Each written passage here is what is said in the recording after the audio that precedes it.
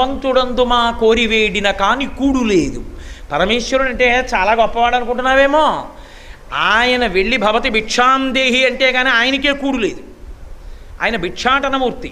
అన్నపూర్ణమ్మ దగ్గరికి వెళ్ళి భవతి భిక్షాందేహి అని నిలబడితే పూర్ణమ్మ గల్టితో వడ్డిస్తూ ఉంటుంది. ఆయనకే అన్నం లేదు, ఆయనే భిక్షాందేహి అని అన్నం తెచ్చుకుంటాడు. ఆయన కోసం మళ్ళీ పెద్ద తపస్సు కూడా ఏమిటన్నాడు.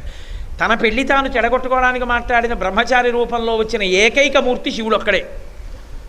అంటే మీరు నిజంగా నిజం అనుకునేది ఇవన్నీ. మళ్ళీ నేను ఈ తత్వం అంతా చెప్పాలంటే కాశీలో 3 నెలలు ఉండాలి, అందుకు భయం నాకు. అంటే భయం ఏం లేదు, కాశీలో ఉండడం మంచిదే అనుకోండి. పరమేశ్వరుడు చేతకానివాడై వెళ్ళి ఆవిడ దగ్గర భిక్షాటన చేయలేదు. ఆవిడంత చేతకానివాడని నువ్వు వచ్చి భవతి భిక్షాందేహి అంటే అన్నం పెట్టననేటంతటి బేల, అంత అహంకారంతో ప్రవర్తించే స్త్రీ ఆవిడ కాదు. ఎందుకు నిలబడ్డాడో తెలుసా అండి ఆయన? పరమశివుడు ఎందుకు నిలబడతాడో తెలుసా? ఆదిభిక్షువు అని. లోకంలో ఎప్పుడు ఎక్కడ ఎవరికి ఏది కావాలన్నా కదలికలన్నీ ఆవిడే ఇవ్వాలి. ఆవిడ ఇవ్వాలిరా. కాబట్టి ఆవిడ దగ్గరికి వెళ్ళి అమ్మా నాకు అన్నం పెట్టమ్మా అని అడగరా అంటే, నేను అంతవాణ్ణండి, నేను ఇంతవాణ్ణండి, నేను వెళ్ళి ఎలాగో ఆడదాని దగ్గర చేయి చాపుతానండి అంటారేమో. ఒరే, లోకములన్నిటినీ సృజించి పెంచి చిట్ట చివర నాలో లయం చేసుకోగలిగిన నేనే వెళ్ళి ఆవిడ దగ్గర నిలబడ్డాను, ఇక నీకేమో అవమానం నిలబడ్డానికి అని అందరినీ ఆవిడ దగ్గరికి పంపి ఆవిడ అనుగ్రహం కలిగింప చెయ్యాలని ఆయన నిలబడ్డాడు. చేతకానివాడై కాదు. అందుకు ఆదిభిక్షు అయ్యాడు ఆయన. కాబట్టి తరలాక్షి ఆతడు ధనవంతుడందుమా కోరివేడిన కాని కూడు లేదు, చిన్నారులలోన చిన్నవాడందుమా ఏనాటి వాడకో ఎరుకలేదు. ఎప్పుడైనా పెళ్లి సంబంధం చూసేటప్పుడు మొట్టమొదటి ఏమడుగుతారు? పిల్లాడికి వయసు సరిపోవాలి కదా.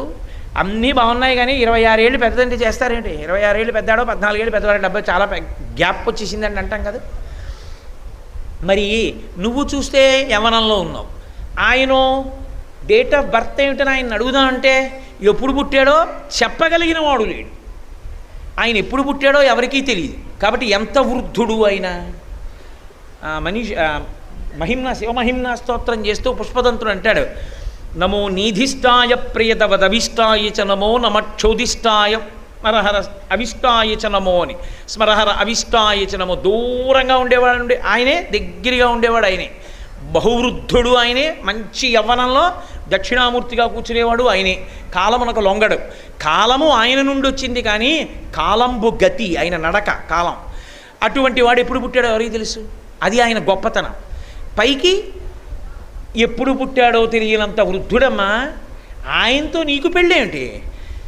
చిన్నారులలోన చిన్నవాడందుమా ఏనాటి వాడకో ఎరుకలేదు. పోని ఇవన్నీ వదిలిపెట్టేసేయి. వయస్సు తెలీదు, అది తెలీదు. ఎలా